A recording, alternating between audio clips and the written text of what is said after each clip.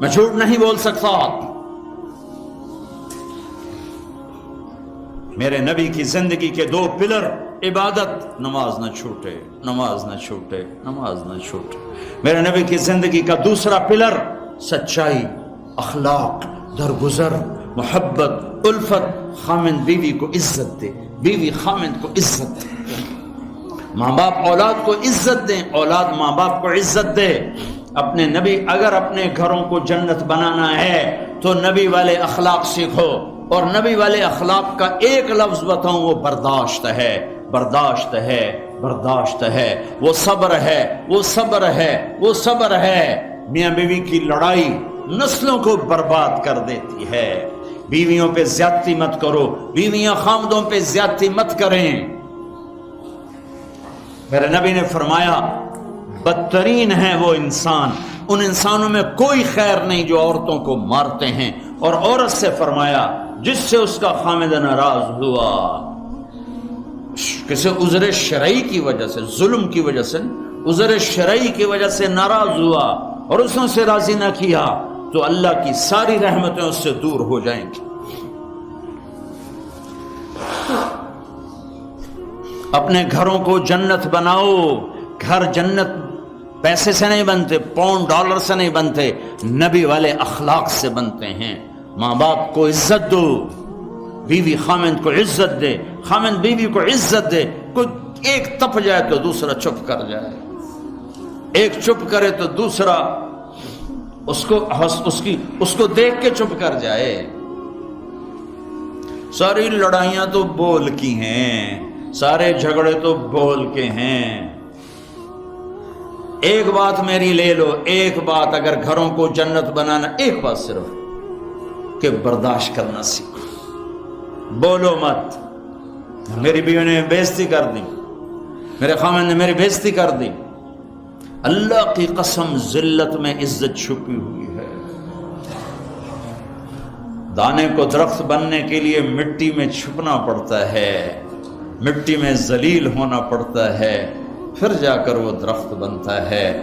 اگر تم لوگوں میں محبوب بننا ہے، تم چاہو کہ تمہاری بیوی تم سے محبت کرے، بیوی چاہے خامند مجھ سے محبت کرے، اولاد چاہے ماں باپ محبت کرے، ماں باپ چاہے اولاد محبت کرے، ایک دوسرے کو برداشت کرو، ایک دوسرے کو برداشت کرو، درگزر کرنا سیکھ لو۔ اور میرے حبیب کا فرمان، اے معاذ تمہیں سارے دین کا خلاصہ بتاؤں؟ کہا جی کیا؟ مجھے دیکھو، آپ نے کہا یہ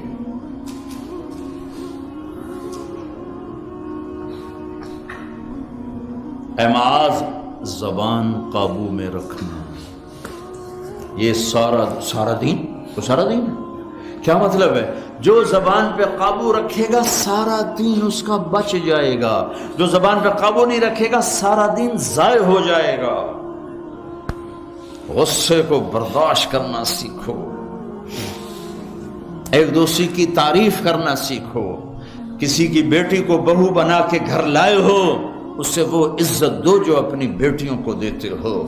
ایک عورت جب ماں ہوتی ہے تو وہ بچ جاتی ہے، قربان ہوتی ہے۔ وہی عورت جب ساس بنتی ہے تو اس کے اندر زہر بھر جاتا ہے۔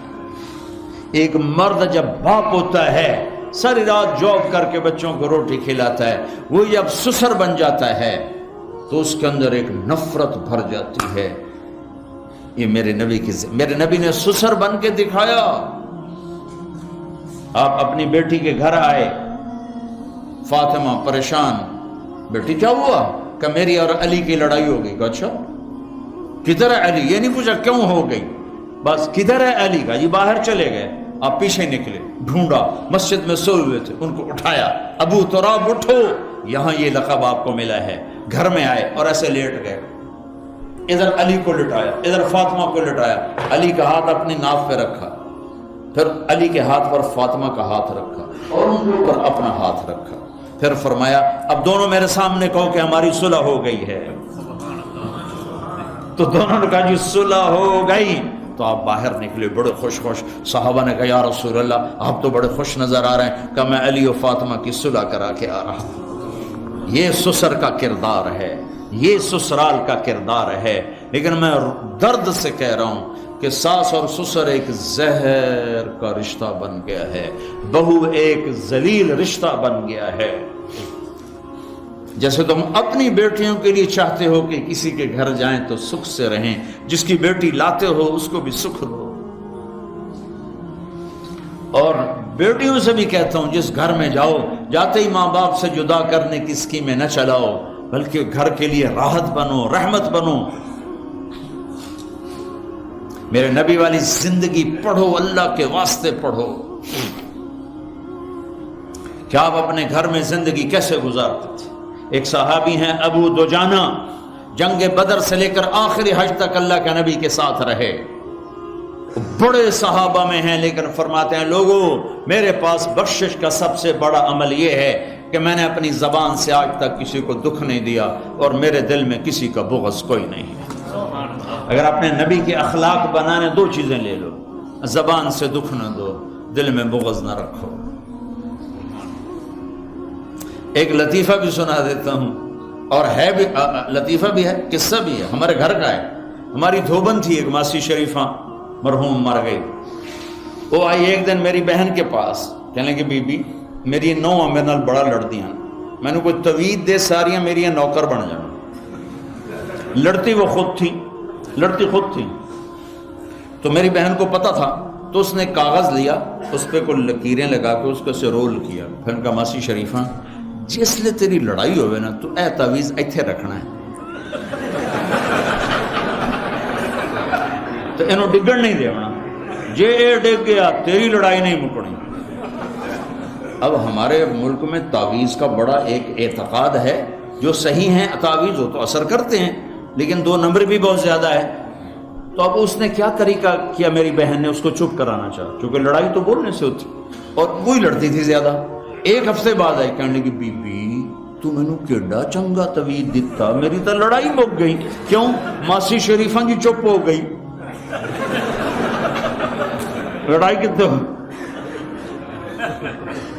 تو ہر جگہ میں نے یہ تعویذ دیا ہے، یہ میں تعویذ آپ کو دے کے جا رہا ہوں، اور جو یہ سن رہے ہیں کیمرے سے ان کو بھی یہ تعویذ دے رہا ہوں کہ جب لڑائی ہونے لگے میرا یہ تعویذ یہاں رکھ لینا، آپ کا گھر جنت بن جائے گا۔